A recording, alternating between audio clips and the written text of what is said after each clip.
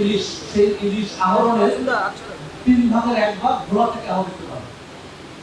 অতএব যে ভোলায় যারা এই মৎস্য আহরণের সাথে জড়িত, যারা মৎস্য বিপণন, আড়তদার এবং এই সংশ্লিষ্ট স্টেকহোল্ডার যারা আছে, তাদের উপরে নির্ভর করছে ভবিষ্যতে এই ইলিশের প্রযোজন, ইলিশের উৎপাদন এবং ইলিশের বিদ্যমানতা।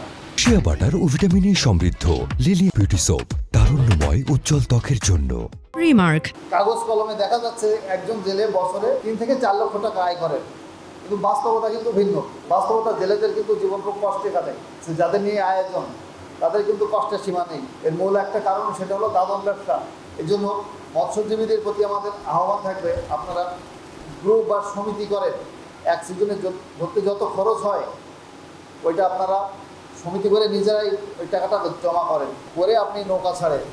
বাংলাদেশ কোস্টগার্ড দক্ষিণ জোন জাকারি জোন রোড মাছদের সংরক্ষণ ও অভয়াশ্রম বাস্তবায়নের বিশেষ অভিযান পরিচালনা করে প্রায় ৫,৪৭০ কোটি টাকা মূল্যে ৮৬০ কোটি মিটার অবৈধ কারেন্ট জাল, ২৯০০ বেহেন্দি জাল এবং ৫,২০০টি চায়না দুয়ারি জাল জব্দ ও বিনষ্ট করেছে।